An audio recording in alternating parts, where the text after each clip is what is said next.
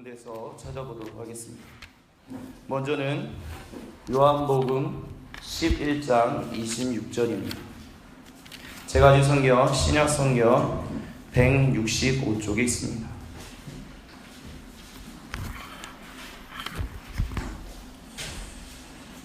죄송합니다. 뭔가 조금 미스 커뮤니케이션이 있었던 것 같아요. 요한복음 11장 16절인데 11장 26절로 나왔네요. 요한복음 11장 16절입니다. 요한복음 11장 16절 다같이 한 목소리로 봉독하도록 하시겠습니다. 디두마라고도 하는 도마가 다른 제자들에게 말하되 우리도 주와 함께 죽으러 가자 하니라. 아멘. 또 다른 곳은 요한복음 20장 28절입니다. 요한복음 20장 28절 184쪽에 있습니다. 같이 봉독하십니다. 도마가 대답하여 이르되 나의 주님이시오 나의 하나님이시니이다. 아멘. 여러분은 혹시 선교 훈련을 받아보신 적 있으신가요? 선교사 훈련, 예를 들어서 선교한국에 가보신 적 있으신가요? 아니면 미션 퍼스펙티브라는 것을 혹시 받아보신 적 있으신가요? 아니면 여러분이 알고 있는 지식 가운데서 최초의 선교사라고 얘기하는 사람은 누구로 알고 계시나요? 혹시 최초의 선교사로 혹시 누구로 알고 계시나요? 보통 이제 그런 미션 퍼스펙티브나 선교한국에 가면 이렇게 얘기를 해요. 개신교 최초의 선교사는 윌리엄 캐리라고 얘기합니다. 1700년도에 이제 인도로 처음 파송받았던 사람을 가리켜서 얘기를 해요. 근데 가톨릭은 그것보다는 조금 더 빨라요. 그러면 여러분에게 다시 한번 좀 질문을 해볼게요. 선교사로서 인류 최초의 선교사가 누군지는 아시나요? 예? 누구라고 말씀하셨는데? 말씀하셨습니다. 뭐 틀린 거죠. 도마라고 얘기하시는 거예요. 예, 맞습니다. 도마입니다. 그럼 왜 인류 최초의 기독교 최초의 선교사라고 얘기할 수 있느냐라고 했을 때 그렇게 얘기할 수 있습니다. 선교다라고 보통 얘기를 할 때 물론 지금의 개념은 조금 많이 바뀌었지만 한 20-30년 전만 해도 선교의 개념은 전도는 보통 같은 문화권에 있는 사람에게 복음을 전하는 것을 전도라고 했었고 타 문화권에 있는 사람들에게 복음을 전하는 것을 선교사라고 얘기를 했습니다. 근데 이 인식은 지금 많이 바뀌고 있어요. 근데 그 전에 20-30년 전에 가지고 있었던 이 인식을 토대로 봤을 때 타 문화권에 복음을 증거하러 가는 사람이 누구였는가 했을 때 여러 제자들이 있지만 특별히 도마를 얘기할 수 있어요. 왜냐하면 도마는 여러분이 아시는 분들은 아시겠지만 도마는 복음을 증거하기 위해서 어디까지 그의 발걸음을 이끌어서 갔었냐면 인도에까지 그의 발걸음을 디뎠던 사람이 바로 디뎠던 사람이었습니다. 그러니까 여러분 인도라는 것이 우리도 지금도 멀기지만 그 당시의 시대에서도 굉장히 먼 거리에 있었던 곳이고요. 특별히 인도라는 지역은 지중해 연안에 있는 사람들에게 있어서는 일종의 약간 꿈의 도시? 여러분 혹시 에도라도라는 말을 들어보신 적 있으신가요? 약간 이상향. 그래서 옛날에 배에 이제 몰고 다니던 선원들이 무엇인가 꿈의 나라를 꿈꾸기 위하여 그 나라를 찾기 위해서 이상향 나라를 에도라도라고 부르면서 이렇게 찾아다녔었는데 1세기에 그 당시에 유대인들이나 지중해에 있는 사람들이 있어서 인도라는 곳이 바로 그런 곳이었었어요. 왜냐하면 인도라는 곳은 그 어디에서도 침범을 당해 본 적이 없어요. 예를 들어서 그리스 제국, 알렉산더 제국, 페르시아 제국, 이런 신바벨론 제국, 이 성경에 나오는 여러 제국들이잖아. 이 제국들이 영토를 차지할 때 항상 동쪽으로까지 갔었을 때 부딪히는 지역이 어디였었냐면 인도 지역이었어요. 그렇기 때문에 인도를 넘어서서 인도를 정복해 본 적이 단 한 번도 없거든요. 페르시아 제국이든 알렉산더든 신바벨론 제국이든 아시리아든 로마 제국조차도 거의 그를 가본 적이 없어요. 그런데 그렇기 때문에 근데 인도는 알긴 알거든요. 근데 정복은 해본 적은 없고 교류는 하긴 하는데 깊게 알지는 못하고 그러니까 지중해 연안에 있는 사람들에게 있어서는 인도라는 곳은 굉장히 정말 완전히 다른 그런 나라였다라는 거죠. 예수님의 12제자들이 복음을 증거하러 여기저기 뿔뿔이 흩어져서 어떤 사람은 이디오피아로 가기도 하고 어떤 사람은 프랑스 지방으로 가기도 하고 어떤 사람은 라트비아 리투아니아 이런 어떤 발칸 반도로 가기도 하고 아라비아 반도로 가기도 하고 그랬었지만 요런 비슷한 부류 요쪽들은 그래도 어느 정도는 비슷한 느낌도 있었어요. 왜냐하면 로마 제국과 어느 정도 깊게 그리고 그렇게 멀리 떨어져 있지 않은 곳이었기 때문에 문화적으로 그렇게 낯설지는 않은 곳들이었다라는 거죠. 근데 인도라는 지역은 굉장히 문화적으로도 가장 멀고 완전히 거리가 먼 완전히 상이한 지역이었기 때문에 그곳을 복음을 증거하러 간 도마를 밝혀서 기독교 최초의 선교사다라고 이야기를 하는 사람들이 있다라는 것입니다. 근데 그 도마, 마테마가 누가복음에는 나오지 않는 그 도마가 요한복음에서 한 2번 정도 나와요. 첫 번째 나왔던 장면이 바로 오늘 읽었던 우리 그 요한복음 11장 16절에서 나와요. 이 디두모라고 하는 도마가 제자들에게 말하되 우리도 주와 함께 죽으러 가자라고 얘기를 해요. 그럼 이 얘기가 도대체 어느 정황 가운데서 나온 것인가 했었을 때 이 예수님이 나사로가 죽어간다라는 얘기를 들었어요. 그리고 나사로가 죽었다라는 얘기를 들었어요. 그래서 내가 처음에는 그 얘기를 듣자마자 가지 않으세요. 3일이 지나자마자 그 발걸음을 옮기세요. 이제 가야겠다. 근데 제자들이 걱정하는 거예요. 왜냐? 예수님이 거기에 가면 분명히 예루살렘에서 예수님을 잡아 죽이려고 벼르고 있는 그들이 예수님을 죽일 거다. 거기 간다라고 하는 것은 사자 입속에 자기 머리를 들이미는 것과 다를 바가 없다라고 생각을 했었던 거예요. 그렇기 때문에 거기로 간다라고 예수님이 말씀하셨을 때 제자들은 덜컥한 거죠. 죽으러 가시겠다는 건가?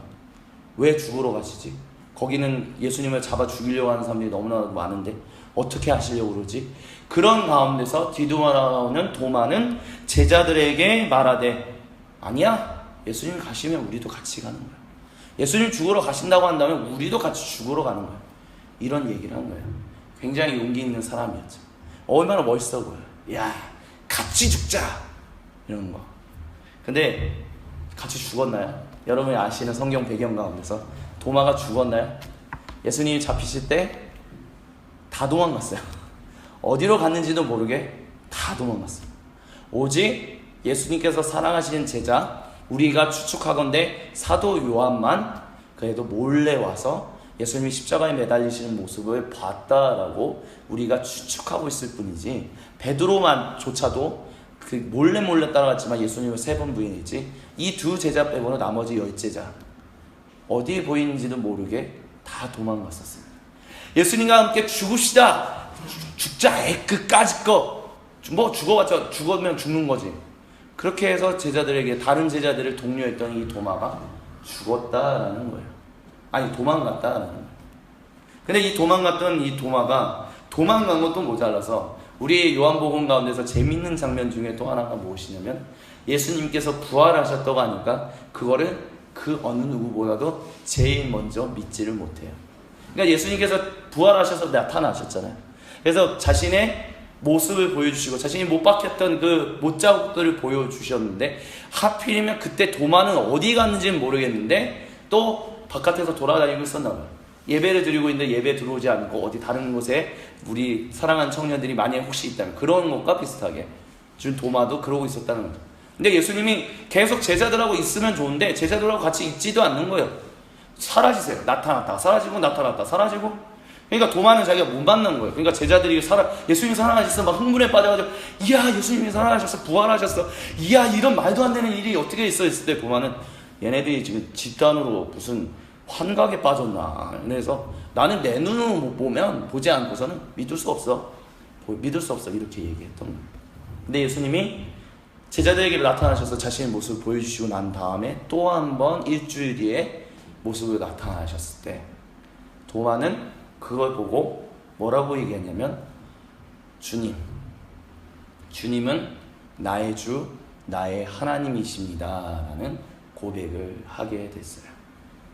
왜 사순절 마지막 특별히 종료주일인데 왜 도마의 얘기를 지금 끄집어냈는가 라고 했었을 때, 도마의 이 모습이 우리가 걸어가야 하는 우리가 사순절에 걸어가기를 원하시는 예수님이 원하시는 우리의 모습이기 때문에 도마의 얘기를 꺼냈다라고 말씀드릴 수 있을 것 같습니다. 도마, 주와 함께 죽으러 가자라고 얘기했던 사람입니다. 사순절 어떤 기간인가요? 예수님과 함께 죽으러 가자라는 것이 바로 사순절의 기간입니다.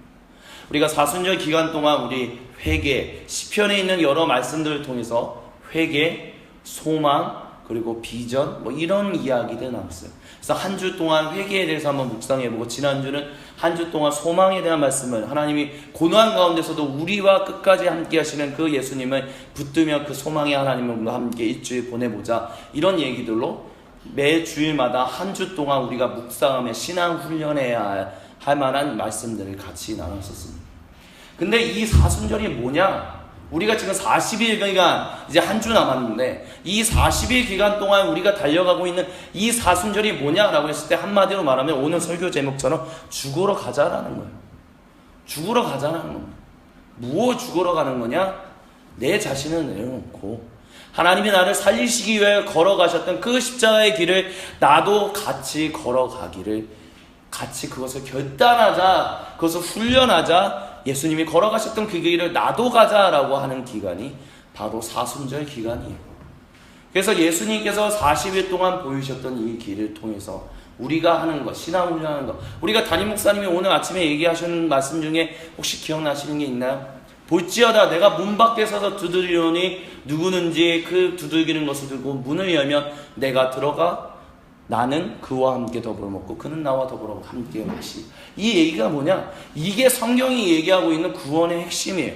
성경 말씀 다른 거 다 잊어버려도 구원이 뭐냐라고 얘기하면 구원은 그거 하나예요. 여러분이 다, 만약에 예를 들어서 여러분의 사랑하는 친구들이 구원이 도대체 뭐야? 라고 물어본다면 여러분이 구원이 뭐다라고 얘기하기에 어떤 정확한 정의가 기억나지 않더라도 요한복음, 오늘 우리가 읽었던 요한계시록 3장 20절 얘기해 주시면 돼요. 뭐냐? 주와 함께 더불어 사는 것, 주와 함께 걷는 것, 주님과 함께 연합하는 것, 그게 구원이다라는 거예요. 그 주님과 함께 연합하여 주님이 하나님께 순종한 대로 우리가 하나님께 순종하고, 주님이 하나님 앞에서 행동하신 대로 우리가 함께 행동하고, 주님이 말씀하신 대로 우리가 그 말씀 따라 말하는 것, 그게 구원이다. 근데 그게 우리의 힘대로 됐냐? 안 되잖아요. 그렇기 때문에 우리의 힘이 아니라 하나님께 나와 그것을 하게끔 하여 주옵소서. 그래서 우리가 매일매일 그와 같은 신앙의 훈련, 신앙의 연단, 신앙의 자기 내려오는 그런 길들을 걸어가야 하는데, 특별히 초대교회 때부터 고대교회 때부터 40일이라는 그 시간을 정해서 이 40일 동안 특별히 우리가 더 하나님 앞에서 금식하고, 하나님 앞에 더 기도하고, 하나님 앞에 더 말씀 들어오고, 하나님께 더 금식하고, 이런 것들을 통해서 예수님이 걸어가셨던 그 자기 내려놓음의 길, 그 자기 내려놓음의 길을 통하여 하나님과 함께 연합했던 그 길을 우리도 가자라고 주어지는 기간이 바로 사순절이다라는 것입니다. 예수님, 제가 언제 이 말씀을 나눴는지는 모르겠지만, 이런 말씀을 제가 설교하는 가운데 다른 우리 교회에서 설교할 때 이런 얘기를 한 적이 있었어요. 아마 지난주에 얘기했었던 걸로 기억하는데, 예수님조차도 자신이 생각을 가지고 계시던 것들을 내려놓고 하나님의 뜻에 순종하신 경우가 있었어요. 그게 언제였냐? 겟세마네 기도. 제가 지난주에 말씀드렸던 겟세마네 기도. 주여, 하실 수만 있거든 이 잔을 치워주옵소서 라고 기도하셨던 그 기도는, 나 십자가에서 죽는 것이 두렵기 때문에 그 잔을 치워달라고 얘기했던 것이 아니다라고 제가 지난주에 말씀을 드렸었어요.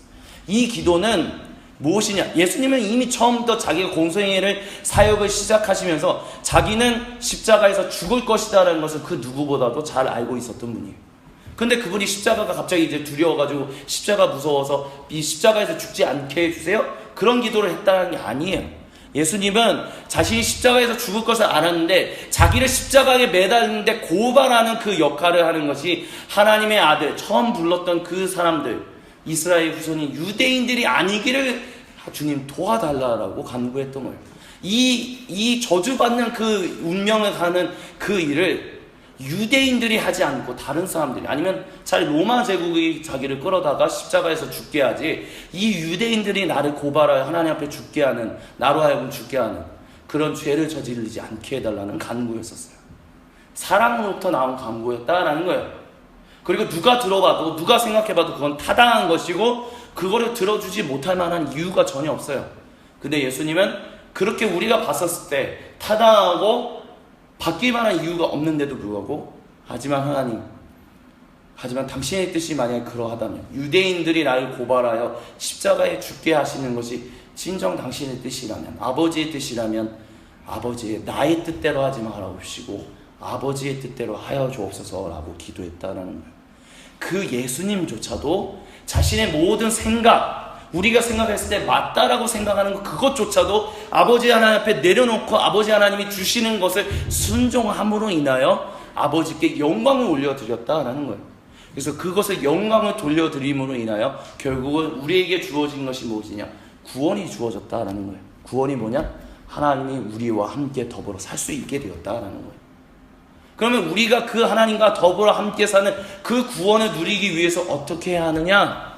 예수님이 자기의 생각과 자신의 의지와 자신의 계획과 자신의 모든 것들을 내려놓고 하나님의 뜻을 따라 순종했던 것처럼, 그래서 십자가에서 죽으시고 부활하셨던 것처럼 우리도 그 순종하신 예수님께 나아가 나의 자신의 내 생각과 계획과 의지와 모든 것들을 내려놓고 하나님의 말씀에 순종하며 나아가는 것. 예수님이 보이셨던 순종, 나도 그 순종 따라가는 것. 그것이 하나님 우리에게 베푸시는 구원이다. 그거다라고 지금 성경이 얘기하고 있는 거예요. 그렇기 때문에 성경은 우리에게 계속해서 얘기해요. 사순절뿐만이 아니라 성경에서 얘기하고 있는, 그리고 기독교가 얘기하고 우리에게 강조하고 건면하고 또 건면하는 것은 무엇이냐면 우리 생각, 우리 의지, 우리가 생각했을 때 이거 옳아, 이게 맞아, 그것이야. 하나님 앞에서 다 내려놓고 하나님이 원하시고 기뻐하시는 것 가운데서 내가 지금 생각하고 있는 것들이 맞는지, 내가 지금 의지하고 있는 것들이 맞는지, 내가 계획하고 있는 것들이 맞는지를 계속해서 점검받아서 하나님의 뜻을 순종하러 나아가는 것. 예수님이 순종하셨던 것처럼, 죽기까지 순종하셨던 것처럼 우리도 죽기까지 순종하기를 하나님은 원하신다는 거예요. 그게 바로 사순절이 우리에게 주어져 있는 의미입니다. 우리로 하여금 잘 죽게끔 하기 위하여, 누구 앞에서 죽게끔 하기 위하여? 하나님 앞에서 잘 죽게끔 하기 위하여. 근데 우리가 방금 전에 요한복음을 읽었던 것처럼 도마조차도 죽으러 가자라고 했었지만 그조차도 죽는 것을 하지 못했던 사람이에요. 그리고 그것은 도마뿐만이 아니라 이 모든 얘기는 우리에게, 나 개인에게 주시는 얘기예요.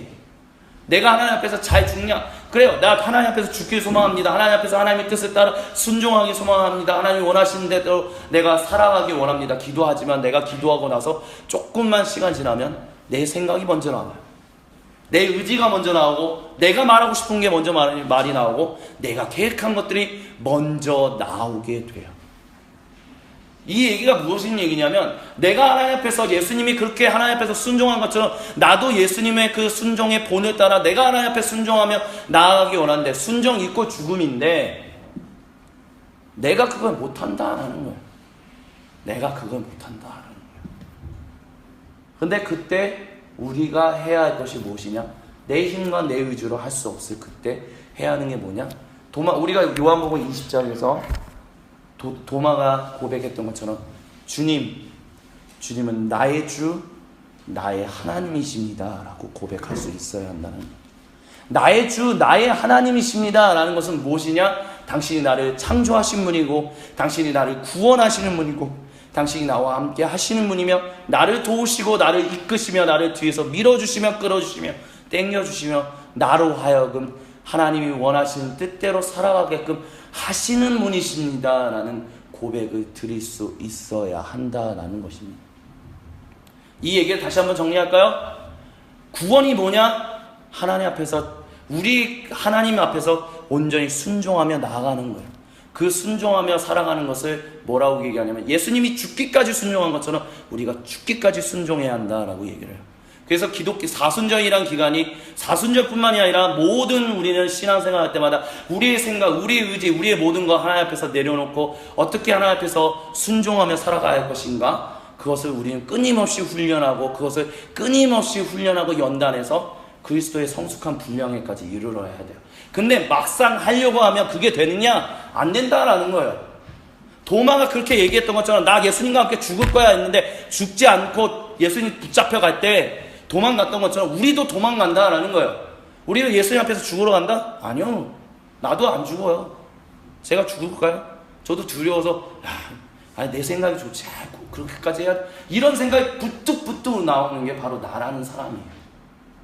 내가 할 수 없다라는 거예요. 근데 그때 우리가 해야 할 게 뭐냐? 주님께 나와야 한다는 거예요.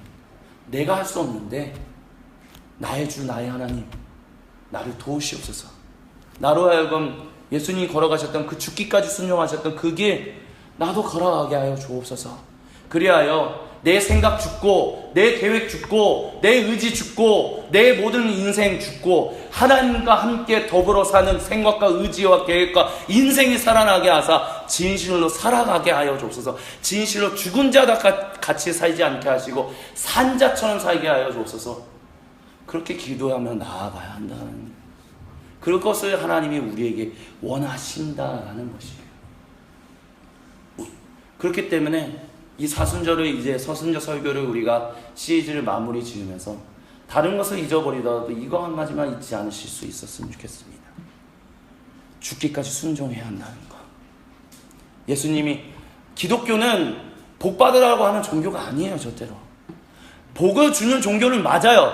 하나님과 함께 더불어 살면 복이 우리 안에 자연스럽게 넘치는 종교는 맞아요.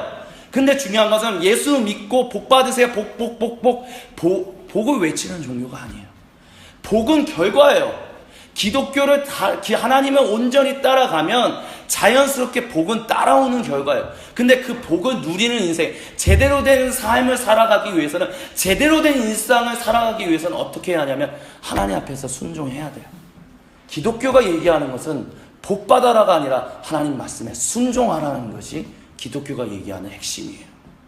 그래서 여기서 말하는 죽으러 가자라는 얘기는 여러분 진짜 죽으러 가세요 이 얘기가 아니라 하나님 앞에서 예수님이 죽기까지 순종하셨던 것처럼 우리가 죽기까지 순종해야 한다는 것을 얘기한다는 거예요. 그리고 이 말씀을 잊지 않으셨으면 좋겠습니다.